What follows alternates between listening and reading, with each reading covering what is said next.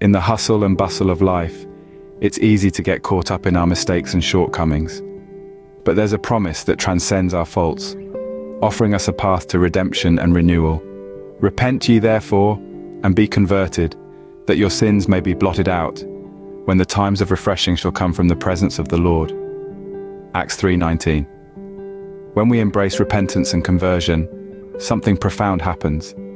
It's not just about being forgiven, it's about being transformed from the inside out. This promise isn't just for some distant future, it's for now, it's for today, it's for every moment we choose to walk in the light of His presence. When we repent and believe, we're not just given a ticket to a future paradise, we're given the gift of refreshing, renewal and transformation in the here and now. We are changed, filled by the Spirit, and given a new outlook toward a new hope. Our lives are marked by His grace, our hearts overflowing with His love. So let us pray. Father God, thank you for blotting out my sins and covering them with the blood of Jesus.